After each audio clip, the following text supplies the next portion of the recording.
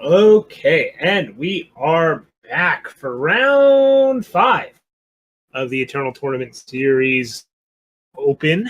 This is the final week for players to get into the Invitational.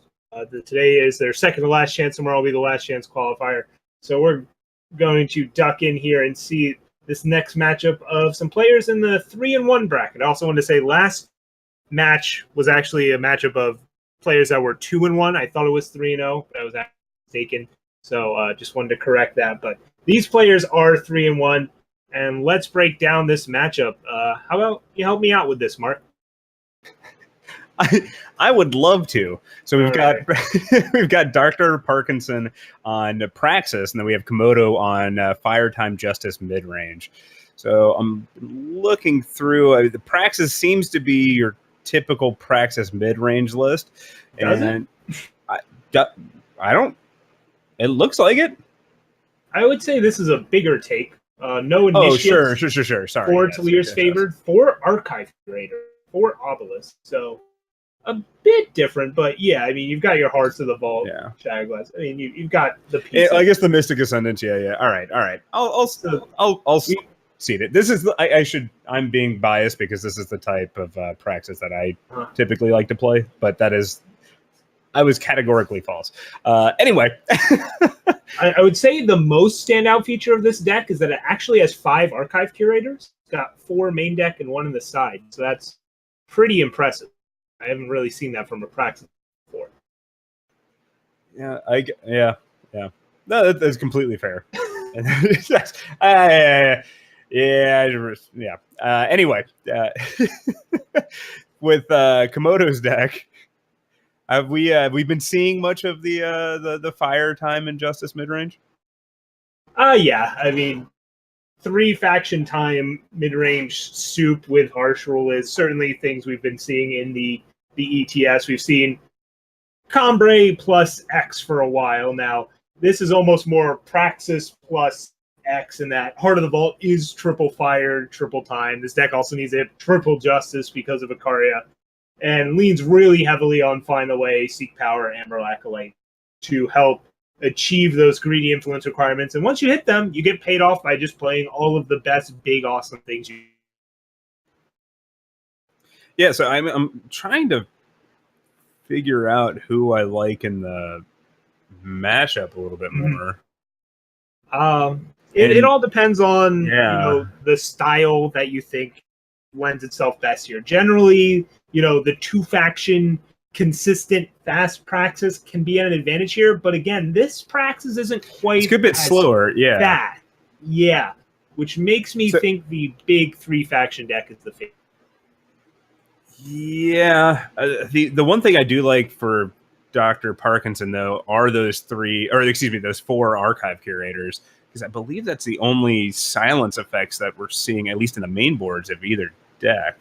Desert Marshal's always lurking. Oh, Desert Marshal, excuse me, I missed over that for Komodo. So yeah, Komodo isn't playing Valkyrie Enforcer, but still, has the old Desert Marshal. Rising for Desert Marshal, classic. Okay, yeah, I'll go with Komodo. That's Komodo's got the harsh rule. He's got the reset button, whereas DrParkinson's just trying to overwhelm with threats. Xenon Obelisk can be a big tiebreaker, though, in these mid-range soup matchups, though. So just simply being the deck with the larger units, even if you might not have more of them, can be a big deal as well. And Komodo only has 1 Shattered Glass Mage main deck, and then 1 in the side. Rise can help find it, but it's going to be, can Parkinson get on the board quickly and keep the pressure going and take advantage of that consistency over the slow development. Yeah, I also question how good the Great Parliaments and actually the Ikaria are going to be, considering there are 8 copies of Sandstorm Titan.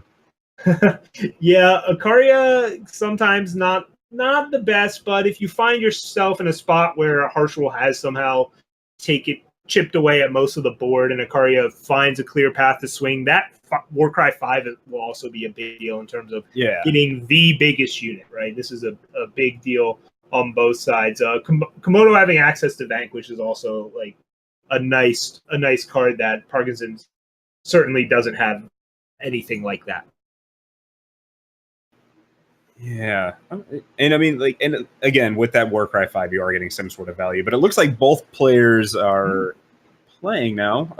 Looks like Komodo just played a sigil past Parkinson. Yeah, opting to not get the time sigil right away, waiting to see maybe what he ultimately wanted from this Seek Power, but with a Seraph and now 2 Desert Marshals in hand, I think, yeah, going to pull the trigger and get that. Yeah, so this is all right. So we do see a Seraph. So do you? I can't imagine him not playing Seraph on this turn, right? Could hold What? up. All right. Holds up Desert Marshal in the hopes that Parkinson plays and Walker here, so I guess. Yeah, but Desert you can Marshal. still play. You could play 2 Desert Marshals the next turn, and he's not gonna like Don Walker's not gonna have a chance to attack at that. Like I don't know. I think Komodo's at the thinking I've got the Harsh Rule in hand. Why commit any threat to this board that I don't need to? Okay. All right. Like I think that's kind of the thought process here is why play the Seraph when it's not going to be enough to hold off Parkinson's biggest threats anyways. So yeah, I'm going to need to use this Harsh Rule. I guess that's also just like firmly cementing him in the control role, right? Or the more reactive role, because like I don't know, just given off of what Parkinson's, man, I guess like maybe you get what 3 attacks with Seraph at the most. So before they can trade it or kill it. Yeah. Don Walker comes down. Komodo gets to silence it with Desert Marshal. Parkinson has a torch in hand. There's a pause here. It's the only 1-cost spell in the deck, so the doctor's thinking about torching this Desert Marshal or waiting to do so. Or he could have torched his own Don Walker. That's true. I actually would have liked a little bit more, I think. That would have been a pretty cool move. I can agree with that. And there's the Harsh Rule. Komodo's got 2. Certainly see just pulling the trigger on 1 just to get it out of hand, but opts to be a little bit patient. Yeah, I don't think you need to right here. You're going to take, 5? You're going to go to 19. That's still plenty of high life total. And this way you're going to get 1 more card of value out of it. Your opponent's not playing anything like Flame Blast, but still there's 4 Obliterates, 4 Heart of the Vaults in the Doctor's deck. But, it doesn't hurt too. But like 19, I feel like is a pretty safe life total. That's what I was saying. Yeah, I don't think it's an insane move to not cast Harsh Rule there. I think you could justify it either way. Now I think it's going to come down. Your opponent is playing Xenon Obelisk, so leaving a board like this, it's not just like you might take 8 damage. You could way more. Yeah, the good thing for the Doctor there, though, is both creatures that he played gave him immediate value. Right? He's not down in card advantage. Yeah. But this matchup isn't all about getting the card advantage, because eventually, actually, the Doctor is playing 3 Mystic Ascendants, 4 Vaults, 3 Wastos. It's not like you can't keep up card advantage. Exactly, and I think it'll get pretty grindy as we go on here. But the fact that this Sandstorm Titan is in play here is why I liked torching his own Don Walker to get it in the yard, so that way you could bring it back in a situation. Sure. But here, Diogo coming down. Here we're seeing, the problem of Komodo's deck is there's a Heart of the Vault on top of his deck, a Temple Scribe in hand. Yep. Can't cast either of them. Not even close. Needs to find a time source and knows he's not going to draw because he's drawing Heart of the. Of course, Harsh Rule here will help keep him alive a bit here. This pause means more torches are coming for his face, but at least Harsh Rule takes out 2 units here. Diogo getting in for 3 damage though before that. Yeah, interesting. If he draws a power, he can play Ikaria, but that is a Heart of the Vault. Okay. That is a Heart of the Vault that got warped in. So right off the top of the deck, 2 to the dome. And Komodo finds the time source, but it costs him a lot of power to do so. And that Heart of the Vault on top of the deck will also not be castable unless chooses to cast Find the Way here, which might happen. Ooh. All right. So Parkinson will almost assuredly torch it. Yeah, that's why I liked leaving up Desert Marshal, because we have seen that pause. Yeah. Oh, Heart of the Vault. Okay, Heart of the Vault is also a good way to take out this Temple Scribe. Yeah, this is where Komodo's already been forced to use 2 Harsh Rules and Heart of the Vault. Look at all the cards that are still in Parkinson in his hand. Yeah. He's just got unlimited threats keep coming, and Komodo can also, do the same, but The difference here is 27 health to 4 health. Yeah, I think your only line here is to play Seraph, right? And then hold up Desert Marshal and then like hope you draw something next turn. You could Heart of the Vault hope to draw a free torch. That's that's a stretch. That's for next turn. Yeah. So we know at least the Doctor has a torch in hand, a couple of reduced cost cards unless the vaults drew power. Curator, sure, silences Seraph. There's also 4 obliterates lurking in the Doctor's deck. It just feels like a matter of when, not if, but still got to present it. Oof, big units with the Zenith. Well, all right. I'm trying to think of what Komodo could draw. Well, yeah, but he's already played 2. So it has to be Harsh Rule, right? Basically, it has to be Harsh Rule here or some weird stuff off this Heart of the Vault. Instead, playing the Mist. I think you're better off playing the Heart of the Vault because it at least reduces the cost of the draw, but ultimately it doesn't really matter. He's drawing a seat either way, and just to show off. I was like, I get it. Okay. Acceptable. So there was what we were talking about, right? The consistency there. Yeah. Of being able to cast your Heart of the Vault on time, and especially off the top of your deck, making a huge difference. Yeah, I still think if Komodo's deck was running on all cylinders, it's got the upper hand, but the insane influence requirements that the deck requires, I think, is a bigger hindrance than maybe I was giving it credit for at the beginning. Yeah, it was because you could flood the board with all these like 1/1s and 2/1s early that you don't normally think of threats. But once you pair them with that Xenon Obelisk, it becomes they become real threats and makes you maybe pull a trigger on as you saw, that first Harsh Rule only really answered a Dawnwalker. The rest were all 1/1s and 2/1s. Just not exactly how you want to use Harsh Rule. Yeah, and we are seeing Leave a Witness come in for Komodo as well, which is going to we'll give him 5 sweepers at least. Yep, and Reality Warden, was that already main deck? I'm not sure. Yeah, it already was. Yeah, I believe that. 7/7 notably blocks 6/6s and also doesn't die to obliterate. So yeah, the extra Reality Warden coming in. Of course, his opponent is playing Obelisk, so that 7/7 won't always be the most reliable thing, but that's where you have to lean on like Shatterglass Mage and Rise to the Challenge to deal with that kind of board stall breaker that your opponent's presenting. Yeah, even at a 7/7, the Obelisk has to have 2 power in play for any of his. Well, actually, I guess the Heart of the Vault. Excuse me. Right. So we just sort of need to wait and see who presents the better threats on time and in the right order, and et cetera, et cetera. On the Doctor side, though, what do you expect to come in here?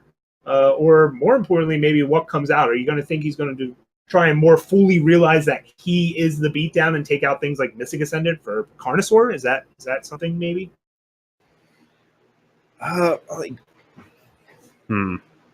Yeah, like I like the Curator. I like the Curator coming in. I don't mind any of the Scorpions. You like the 5th Curator coming in? Oh, yes. Why? All right. I thought, okay. Why is there 5? All right. Mark advocates cheating. I do. That's exactly correct, and precisely what I said. But yeah, like I don't like the. I don't know if I like the Carnosaurs. I mean, well, I guess they answer pretty much everything except for the Reality Wardens, and then even if you have the Obelisk out, they will. Yeah, it's a question of, do you want to take out like the Infusers and the Ascendants and go, all right, I am the beatdown, right? I think that's not an easy question to answer, but I think that's where you want to be, and just lean on just your Heart of the Vault to be your card. I think I agree with that as well, because Komodo's just getting so much more value from more of his cards over what the Doctor's getting. On the other hand, though, you could be like, all right, if I'm playing these Ascendants and Waystone Infusers, I'm threatening my opponent to Harsh Rule more often because I have these like singular threats that are going to keep giving card advantage. So it's one of those things where it's like, do I try and overload the Harsh Rule, or do I try and almost go through it by just beating down and hoping they don't. It's a tough call. Yeah, I guess. Like I don't know. Like we saw it like didn't end up. It didn't. Like, it just didn't. That game plan didn't end up working out last time game. But Yeah. Anyway. Anyways, we are looking at game 2 now. Komodo's already got all the fire sources in the world they could possibly want. Looking still only at a single justice and a double time, so still some work to do on those fronts. But Find the Way will help shore that up as the Doctor does nothing on turn 2. No. At least Komodo's influence situation should be a lot better this time. Yep, that Find the Way will do a lot of work. And as I was saying, like Parkinson's got the consistent deck, but not when it gets stuck on 2 power. We could see his hand. I wouldn't be shocked to see like 2 uncastable Temple Scribes there. In the meantime, Komodo's going to get on the board first with a Seraph. And we're at 7 power, so 1 more power, then we'll have the 8 needed for a great Parliament to make the 2 4/4s as well. So this game, Komodo opts to actually play Seraph on 3. I think part of that is no harsh rule in hand and has control of the board as your opponent's stumbling on power. The Doctor crucially did at least draw a time source there, form of an O2, but at least will hopefully allow him to cast either the Amber Acolytes or Temple Scribes that might be in hand and move this game forward. Yeah, but even then, Komodo's sitting pretty well with answers to pretty much anything that the Doctor would be able to play. And that pause also lets us know that it's more than likely a torch. I don't think anything else. Yeah, it's a torch. Pretty interesting, actually, that Komodo opted to bring in the Protects. The only real spells the Doctor's play is Torch and Obliterate and 1 Flame Blast. So the Protect is really just reach insurance. Like, okay, once I get one of these units down, I either need to protect that from Obliterate or protect my face from Obliterate. That was enough to bring it to enough of a reason to. Yeah, and for Komodo seeing the Doctor's when for Komodo seeing the Doctor's game plan the first time, right, where going full aggro, this might have been a way to, like you said, prevent the reach, so get him out of that Obliterate range and effectively counter one of those. Notably, Komodo could have saved Seraph there with Protect, opting to instead let that die, play the Titan, get to play Heart of the Vault this turn, and just curve out with bigger and better threats. Hey, free sequence. I'll take it. So that'll get all the influence requirements Komodo needs. That is interesting, though. I feel like Seraph might have more value than, especially just purely because you had 7 power at that point, so you just need to draw 1 more. I don't know. Sure. Yeah, I could see making the most of your cards that way too, but just decided Protect is more valuable in another situation. Parkinson, was that a warped in Waystone Infuser? Either way, Waystone Infuser's down. It's a 6, can bounce off the.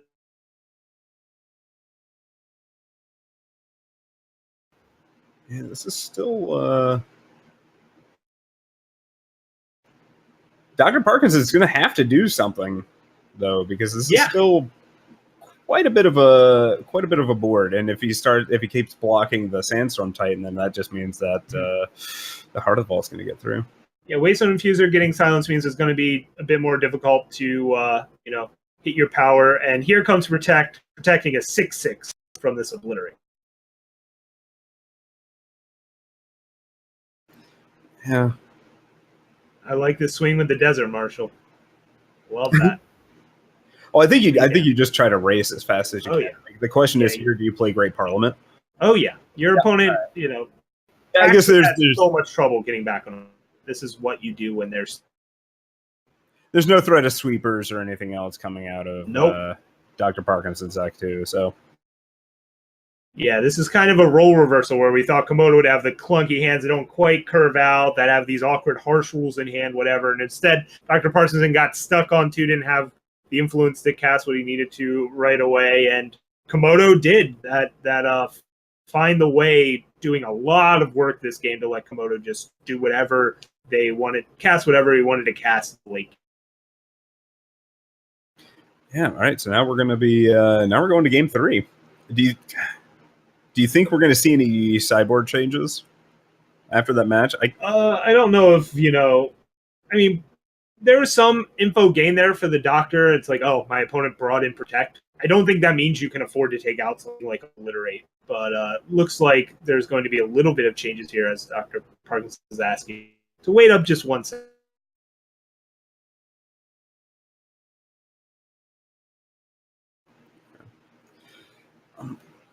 I'm looking as well. I'm wondering if the Flame Blast came in just to give the doctor a little bit more reach.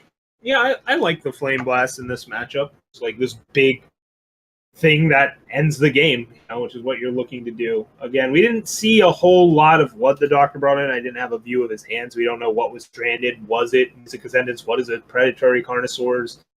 Was it? I don't know if you go the Scorpion Wasp route. I don't love that, but we'll have to wait and see as we get ready for game 2 here. And Komodo's got lots of fixing again, so it's got to be happy about that. Fixing plus harsh rule plus looks to be what you. Yeah, and this hand's going to allow them to get almost all of their influence requirements. It gets them pretty close to 3 of each color. Yeah. So Komodo gets to go first, finds a protect as well, and yeah, find the ways will start coming out here. Already has double justice, so I imagine won't be getting a justice sigil. Instead, start looking for fire. Now, is Ikaria the only thing that requires Tripper Fire influence in the deck? Heart of the Vault. Heart of the Vault, correct. Yeah, okay. Ikaria is the only triple justice influence requirement, except now that Leave a Witness. Yes. Deck needs triple fire, triple time, triple justice. It's a lot, but those cards have quite the impact when you do it. Yeah. Do you think we're going to? That's definitely going to give a little bit more pressure to the doctor. Yep. Doctor actually having a 2-drop and a 3-drop this game, so the consistency that we were expecting from the deck actually showing up. Komodo's got to decide again. Do I want to play the Seraph while I have a harsh rule in hand? Not so. Well, I thought the interesting decision there was deciding not to play Rise for the Challenge and playing the depleted power. Okay. Especially when not playing this Seek power. Yeah, not playing Seek there. I'm not. So you've already got double of each, so they're waiting to see if they wanted triple fire or triple time first. Is the idea there? Yeah, in the meantime, Parkinson just playing out more kind of non-unit threats that are just loading up the hand with resources. And Komodo finds another harsh rule here, and a Shatterglass Mage can be warped in off the top. So does. Do you think it's worth just playing raw, like with no targets? I mean, looks like no. Opting to not warp in or harsh rule here.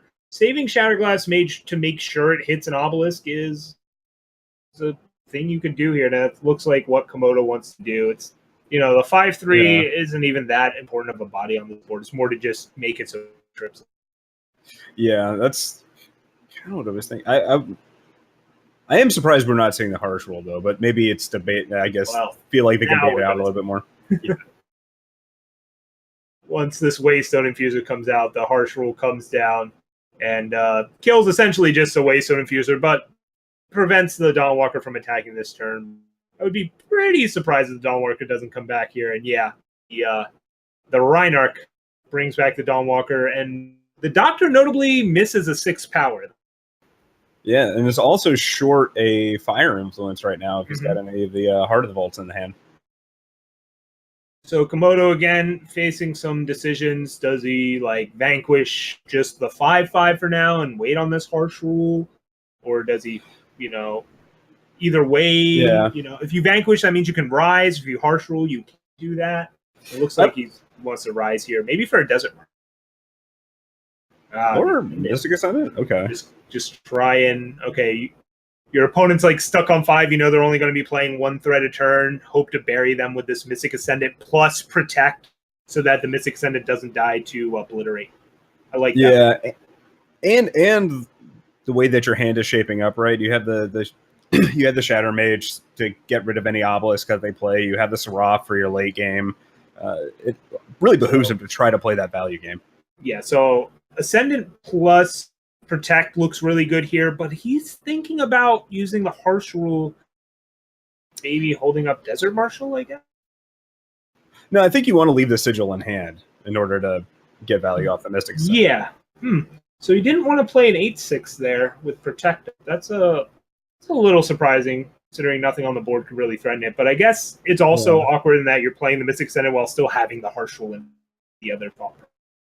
I guess they just really did not want DrParkinson having any additional means of getting a power up into play. Ooh, torch to the face coming down. And That's not the doctor will notice the pause from Protect, but Praxis banner. Wow. All right.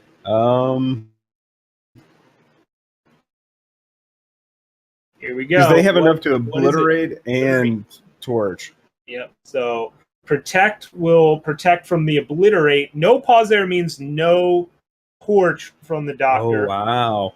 And Komodo's still at 3. Wow. Then this Protect is doing a lot of work.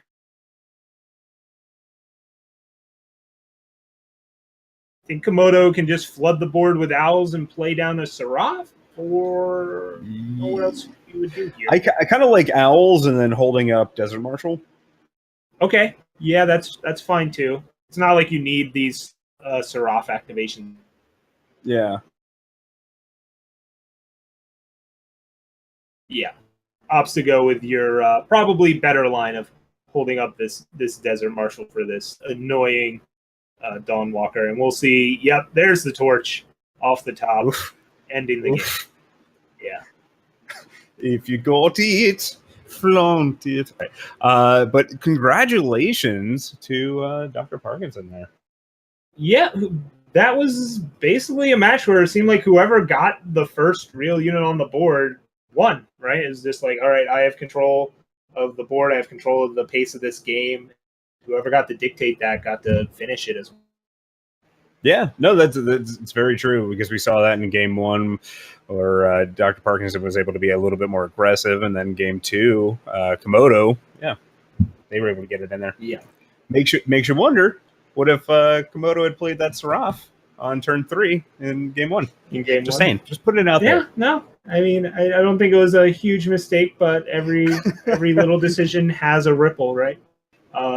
I think the bigger part of game 1 was, having double time cards and triple time cards on one time source. But it's fine. Still, congrats to both players. They're both doing well and certainly very live for top 8.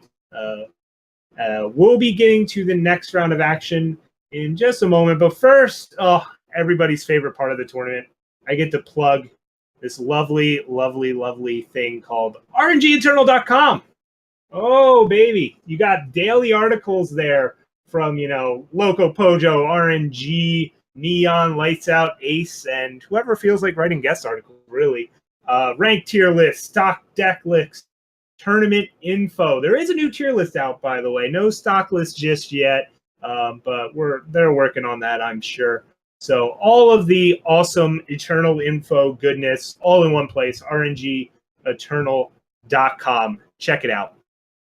And with that, I think we're ready for some more Eternal action in the next round. Round 6 coming up in just a moment. So me and Mark will take a little break. We'll enjoy some music and be back in just a moment. Yeah. We'll see you soon.